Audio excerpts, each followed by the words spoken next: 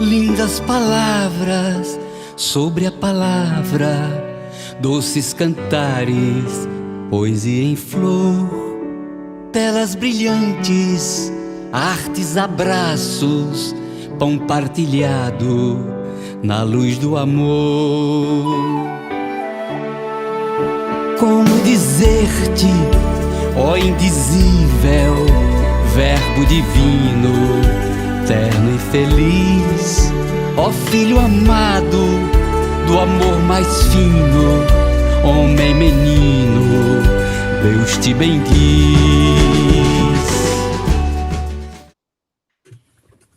Querido povo do caminho, saudações a todos e todas, ósculo de amor, de fraternidade a todo mundo. Estamos nos aproximando do Tríduo Pascal, da Páscoa, que é a celebração mais importante da tradição cristã, que comemora, celebra a ressurreição de Jesus de Nazaré.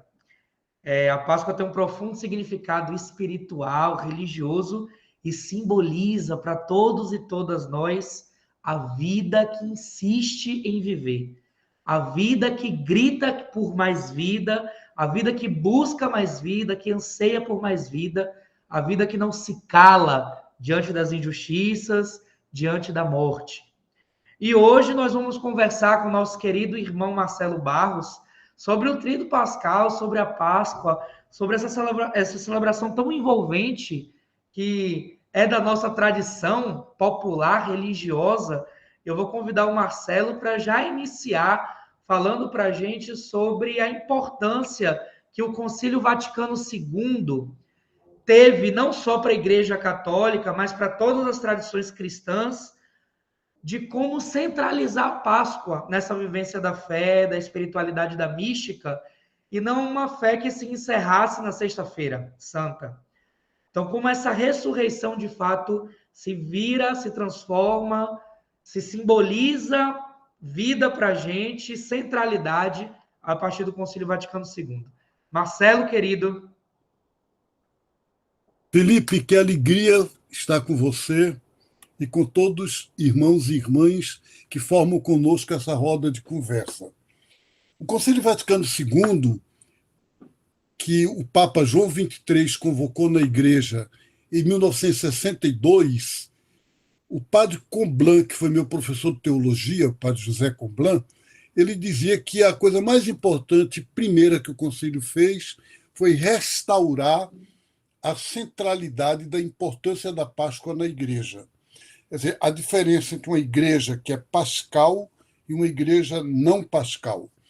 Quando eu era menino, a minha impressão de Quaresma era de coisa triste, pesada, era de penitência. Penitência no sentido quase, podia-se dizer, negativo. Quando eu entrei no mosteiro beneditino, eu falava em mortificação. Mortificação é uma palavra que começa por morte. O que Jesus nos trouxe no Evangelho é o contrário. É vida, vida nova. Eu vim para que todos tenham vida. A fé tem que ser vida.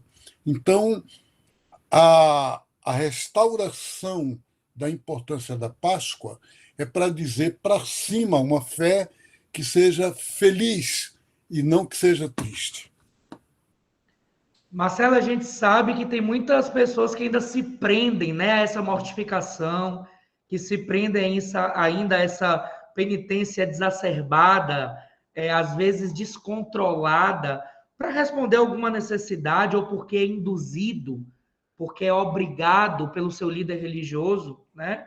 E eu lhe pergunto, será que é possível viver uma espiritualidade fincada na morte, fincada na Sexta-feira Santa? Felipe, a espiritualidade não pode desligar, como na vida não se desliga, dor e alegria, tristeza, sofrimento e, ao mesmo tempo, as vitórias. Está tudo misturado, né? O que não deve é incidir apenas no... Quando eu entro numa igreja e vejo todas as imagens de santo tristes, sofridos. Você não vê numa igreja barroca, numa igreja antiga, uma imagem de um santo feliz, com cara de alegria. Todas têm cara de sofrimento. Então, precisa mudar isso. Esse me parece que é o ponto mais importante, que a fé nos dê força para enfrentarmos as dificuldades da vida. Porque se for para se conformar, para dizer Jesus também sofreu, Jesus também morreu, então vai todo mundo para baixo. Jesus sofreu e morreu para que a gente não precise mais passar por isso. Essa é a nossa alegria. Então, a igreja tem que ser uma igreja de jovens, mesmo com pessoas da minha idade, mas que mantenha o espírito de jovialidade.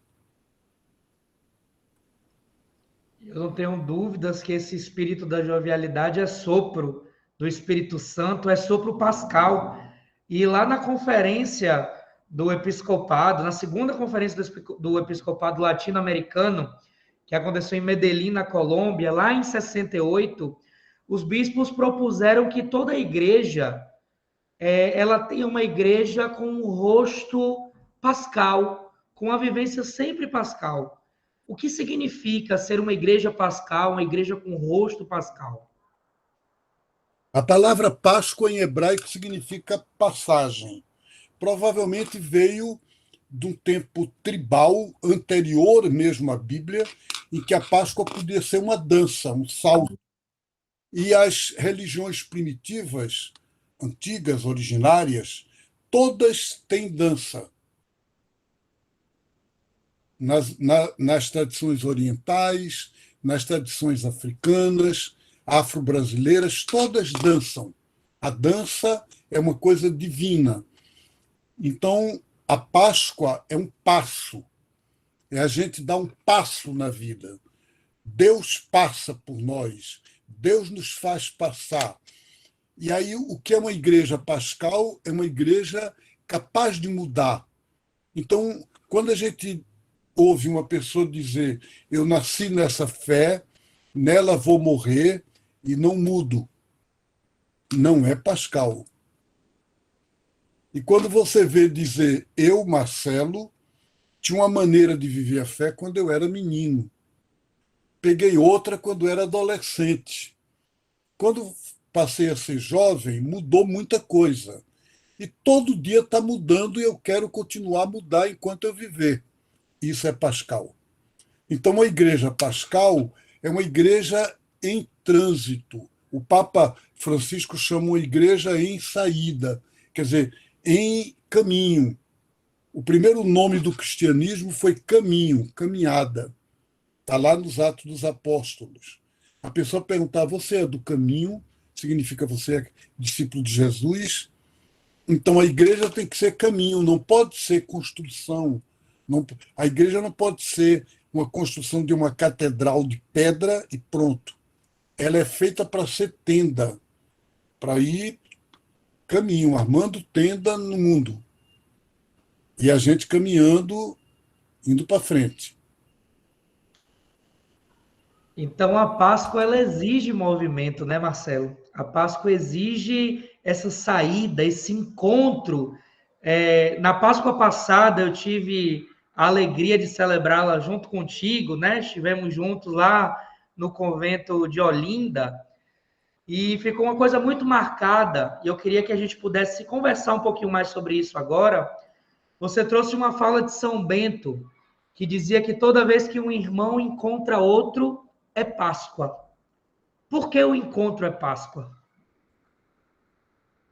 Justamente porque é através dos outros que Deus passa na vida da gente.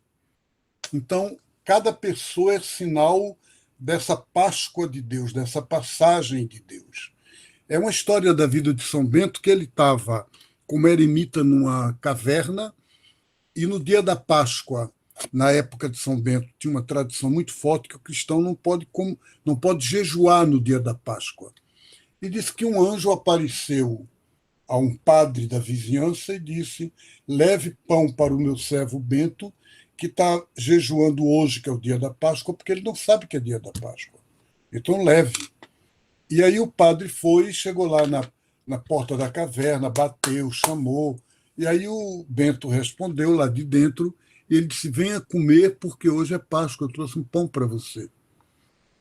E Bento chegou, ele foi lá e disse: eu sei que hoje é Páscoa porque você está me visitando.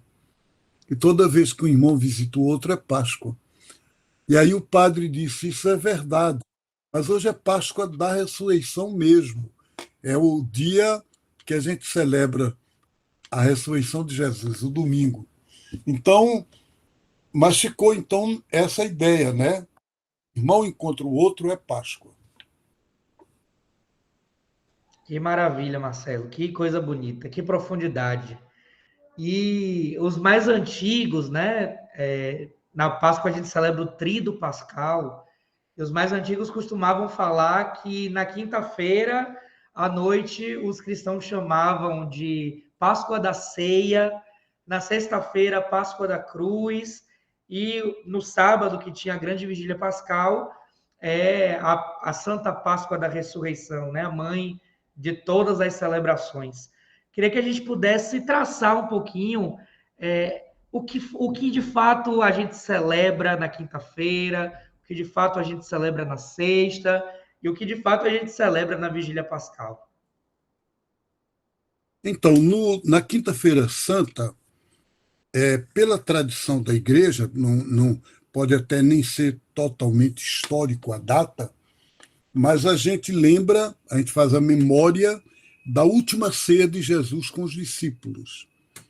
E a última ceia de Jesus com os discípulos, que pode ter sido para ele a ceia da festa da Páscoa judaica, que ele foi a Jerusalém para celebrar, e era celebrado com uma ceia, onde se matava um cordeiro, né? Onde tinha um ritual da Páscoa, e pode ter sido esta ceia ou não ter sido, ser uma ceia que Jesus, quando era o dia da ceia pascal, Jesus já tinha morrido. Já era sexta-feira. Então ele celebrou antecipadamente. De qualquer forma, essa ceia ficou para nós importante porque ela deu origem à Eucaristia, que nas igrejas evangélicas se chama Ceia do Senhor. Na Igreja Católica tomou esse nome de missa, mas é a ceia de Jesus. E essa ceia não é apenas a comemoração de um fato passado, mas ela é a celebração hoje de que quando a gente vive a comunhão e quando a gente partilha o pão e o vinho, Jesus se faz presente no meio de nós. E nós fazemos memória da sua Páscoa, da sua morte e da sua ressurreição. Então, durante muito tempo a igreja teve uma teologia de que isso era um sacrifício, de que Jesus ofereceu sua vida ao Pai e que em cada missa se oferecia de novo. Hoje a gente entende que pensar um Deus que precisa de sacrifício não é pensar um Deus amor. O sacrifício seria como se Deus precisasse que a gente sofresse para ele nos amar. Deus nos ama gratuitamente. Deus nos perdoa gratuitamente. E a ceia de Jesus não é, nesse sentido, um sacrifício. É um memorial de um martírio, de um testemunho de vida, de doação. Gosto muito de que na ceia pascal, na ceia da Quinta-feira Santa, o Evangelho começa dizendo: antes da festa da Páscoa, sabendo Jesus que ia partir para o Pai, tendo amado os seus que estavam no mundo, ele amou até o fim. Quer dizer, ele foi até o fim do amor. A ceia representa isso. Quando eu me coloco na ceia de Jesus, eu quero viver esse amor que vai até o fim. Eu convido vocês para vocês celebrarem neste ano isso, mesmo que seja uma ceia em casa, mesmo que seja uma memória de Jesus com seu pai, sua mãe, ou seus irmãos, ou alguém de vocês, mais ainda se for numa comunidade de fé. Vamos fazer disso um ato de amor, de carinho, amou até o fim. E aí, por exemplo, nessa ceia, a igreja até hoje lembra que Jesus pegou uma toalha, cingiu a cintura e lavou os pés dos discípulos e mandou que a gente lavasse uns dos outros.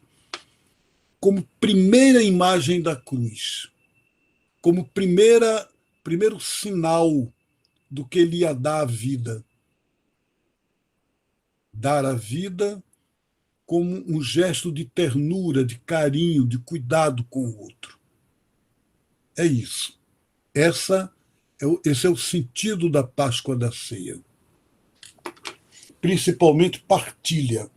Hoje, na campanha da Fraternidade contra a Fome, que sentido tem celebrar a Eucaristia, no qual a gente comunga uma hóstia, mas a gente tem em casa dinheiro no banco, tem em casa tudo, e tem 33 milhões de brasileiros passando fome.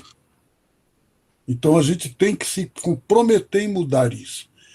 Isso não pede que você ganhe seu salário e vá para a rua e divida com todo mundo, não é isso, mas pede sim que você se comprometa a fazer com que isso proximamente possa ser transformado e essa imensa desigualdade social possa ser vencida.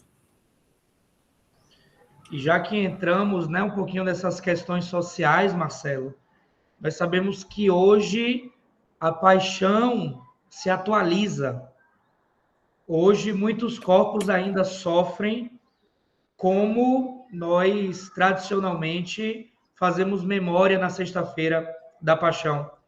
Nós sabemos que hoje ainda há muitas Marias tendo seus filhos com seus corpos baleados nas favelas, muitas Verônicas tendo que enxugar o suor do povo trabalhador, muitas pessoas que em prantos necessitam e buscam o que comer, onde viver, o que vestir.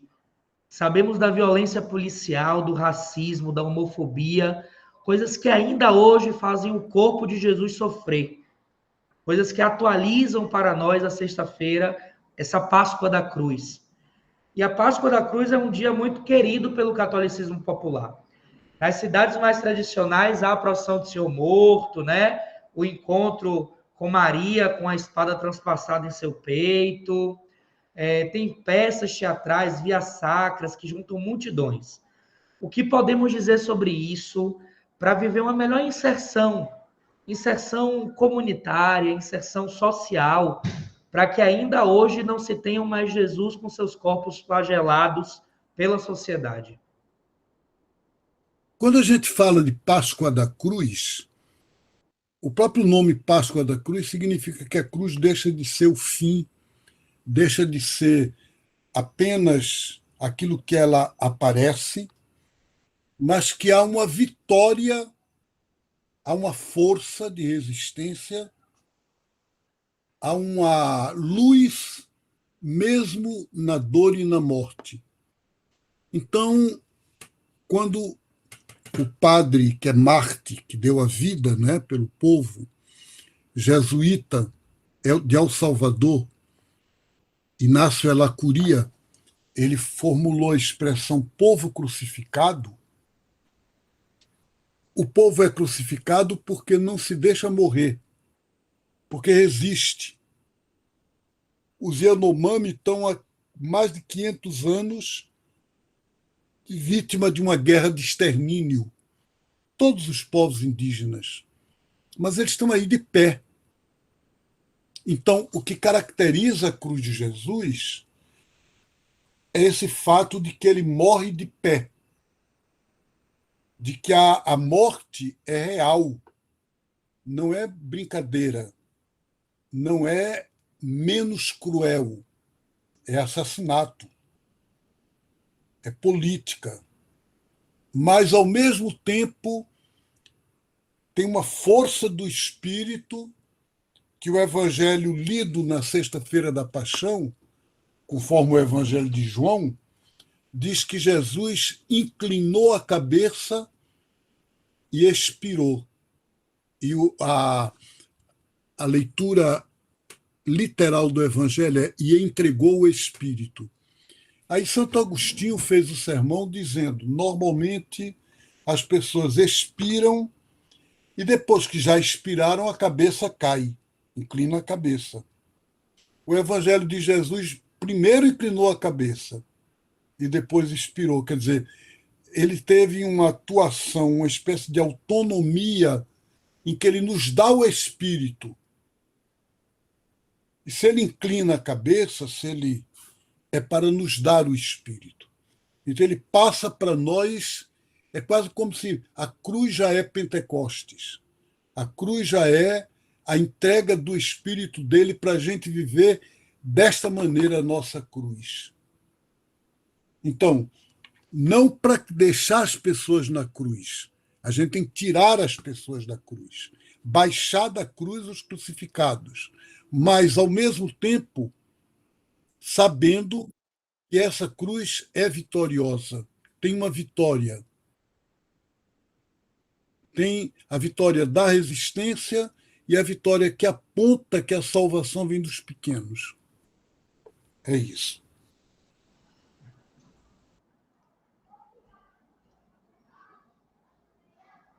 A salvação vem dos pequenos.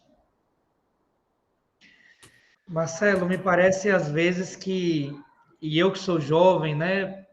Hoje em dia um jovem desigrejado, mas que ainda assim possui muitos amigos que estão totalmente inseridos em suas paróquias, em suas comunidades, né? Vivendo uma piedade, uma devoção ainda muito, muito pontual.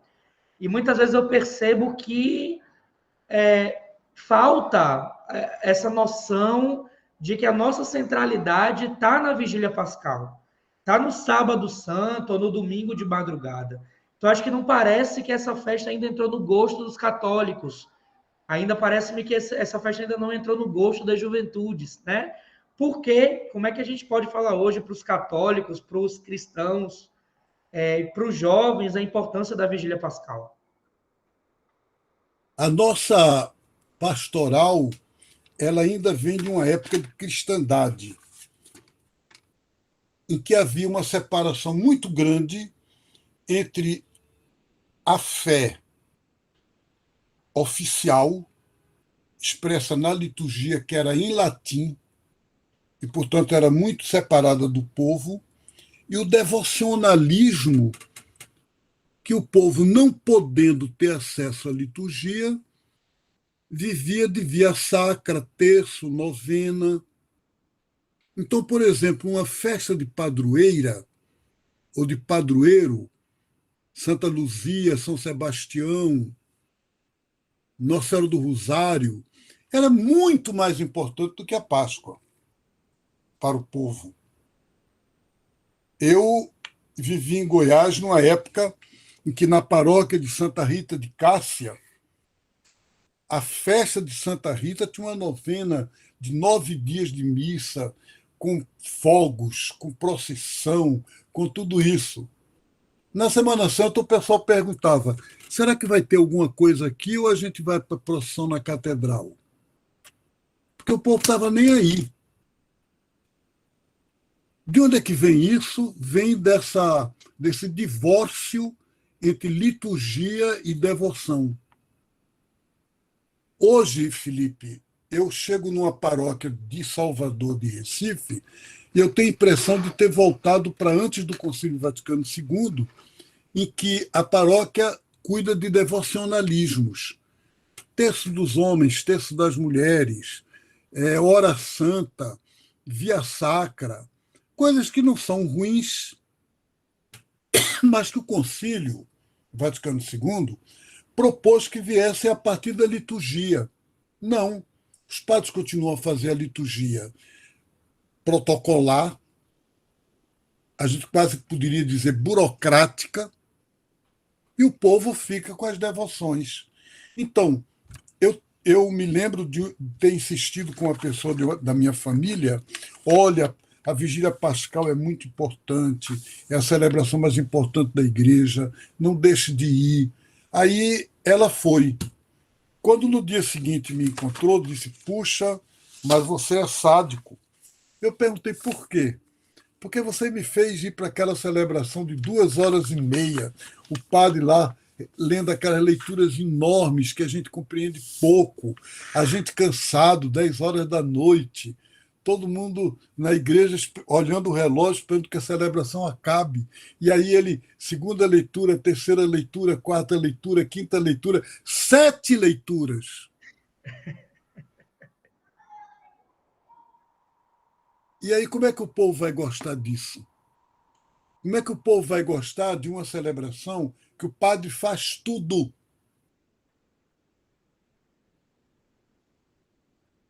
Chama festa, não tem festa nenhuma. É solenidade, mas não é festa. As caras tristes, todo mundo de cabeça baixa. Então, é uma outra concepção de fé.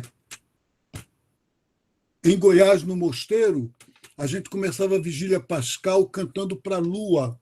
Aliás, você viu isso no ano passado, no convento de São Francisco, quando a gente celebrou, fazendo uma serenata para a lua. Depois, uma fogueira. Na fogueira, todo mundo canta, dança, brinca. E aí, celebra naquele fogo, fogo novo, a luz que é o Cristo que saiu do túmulo. Depois você lembra, sim, as leituras, mas ou dramatizadas, ou contadas. Você próprio, Felipe, contou para nós uma leitura bíblica. E, assim como conta da Bíblia, conta das tradições do povo, porque as Páscoas são muitas, Deus passa de muitas maneiras, não só na Bíblia. Agora, a grande alegria de proclamar a ressurreição de Jesus, que para mim, eu, Marcelo, até hoje me comovo, sou capaz de chorar cada vez que escuto. E eu escuto desde novo, eu sei de qual é salgado, mas aquilo para mim é uma boa nova. Cantar aleluia, o cântico novo da fé, o cântico da vitória. Então, renovar o batismo, poder me sentir junto na ceia, numa ceia que celebra a vitória da vida. O Zé Vicente tem esse cântico, viva a vida. É viva a Páscoa, é viva a vida. O Pedro Casaldáliga dizia, viva a esperança. Então podem nos tirar tudo, menos a esperança. Esse é o sentido da vigília pascal, Felipe. E aí a gente sai dali renovados, a gente sai dali com força nova. Como eu gostaria que a vigília pascal fosse isso. Vou lhe contar uma história e a gente termina esse assunto. Eu era jovem monge e um grande padre, que hoje é professor já de idade em Salvador, Eduardo Ronert, grande historiador, um dos maiores da América Latina. Eu estava na esquina da Rua São Bento para ver, no terceiro dia de carnaval, o bloco da Pitombeira dos Quatro Cantos, que vinha levantando poeira, fazendo a rua parecer que havia uma ascensão, né, naquela alegria do carnaval.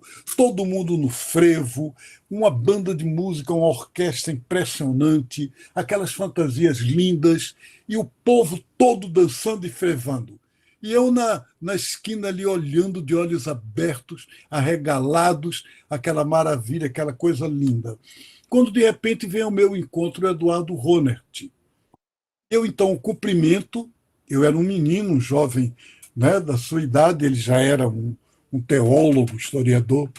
Ele olha para mim e diz, Marcelo, sabe o que é que eu, olhando isso, imagino? O dia em que a Igreja Católica fizer uma vigília pascal desse modo. E eu, na hora que ele falou aquilo, eu não compreendi. Eu, como monge beneditino, eu saí dali dizendo, Deus me livre, eu não quero que isso seja vigília pascal. Eu quero a vigília pascal, não o bloco da Pitombeira dos Quatro Cantos. Foi a minha primeira reação. Mas depois que eu pensei melhor, eu compreendi o que ele estava dizendo. Não é para imitar, claro que ele não quer fazer da vigília pascal um desfile de carnaval, não é isso. Mas é como é que a igreja conseguiria colocar como pascal essa alegria do povo, essa capacidade de brincar, de dar as mãos, de estar todo mundo ali, rico, pobre, negro, branco, menino pequeno, mulher grande, adulto, todo mundo junto, né, numa festa de amor. E, nesse sentido, eu continuo querendo isso para a Vigília Pascal. Eu também, Marcelo, eu também quero isso para a Vigília Pascal. Vida, vida que quer celebrar, vida em busca de mais vida. Isso é bacana, e que a gente possa assumir a palavra de ordem nessa Páscoa é alegria, é esperança, é vida que insiste em viver. E eu queria que você pudesse deixar uma mensagem em forma de bênção para toda a juventude que nos acompanha, para todo esse povo do caminho que nos escuta, que nos assiste e reflete junto conosco diante disso tudo. Acho que a mensagem pascal deste ano tem que ser a de que o Brasil está dividido de uma forma muito pesada, direita, esquerda, conservadores e gente mais renovado. E a Páscoa é para dizer a gente que os discípulos de Jesus também eram assim. Jesus também tinha nos discípulos gente muito conservador. E, entretanto, ele os chamou para viver uma alegria nova, para se abrir a uma realidade diferente. E acho que vocês, jovens, vocês da juventude hoje, teriam essa tarefa no Brasil: ajudar os adultos a se renovarem, a se abrirem, e a gente poder fazer com as diferenças de sensibilidade, um pensa de um jeito, outro pensa do outro, é normal. Mas a gente recriar uma unidade de fé, uma unidade de vida. Pensar um Brasil aberto a uma vida nova, a uma nova comunhão com a Mãe Terra, com a natureza. Então, Felipe, eu estou contando aqui que eu quero jovens no mutirão da profecia, que a gente está preparando para o dia 7 de setembro, renovar o pacto de uma igreja servidora dos pobres. Dom Helder Câmara chamou isso Pacto das Catacumbas, porque ele fez isso lá numa catacumba de Roma. A gente está tentando propor que todo o Brasil, grupos, renovem seu compromisso com a pobreza, com os pobres, compromisso libertador. Isso é a mensagem da ressurreição. Feliz Páscoa para vocês. Cristo ressuscitou realmente. Vamos ser testemunhas disso hoje e daqui para frente.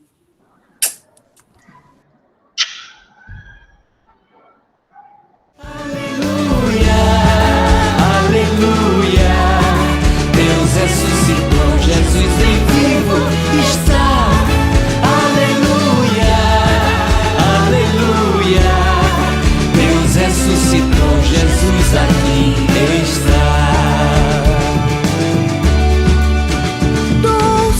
Todo mergulhou fundo no nosso poço, dentro de nós, levou consigo as nossas dores e o velho medo cego e atroz.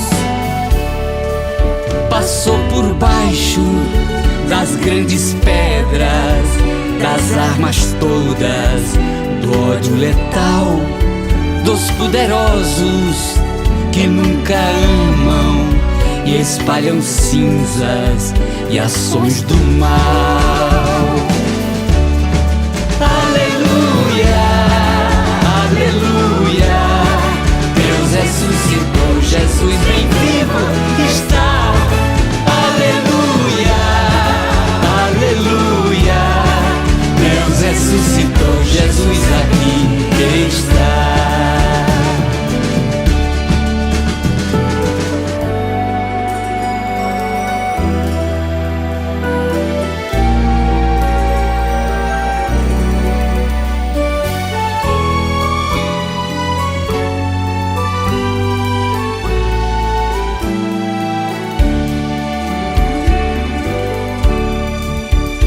todo marcado, deu vida à morte, renasceu livre, belo e feliz. No jardim santo, na terra inteira de nossa história, justo juiz. Cantemos todos, todas também, corpos libertos, seres do bem. Um novo canto de graça e glória, tu és vitória da vida, amém.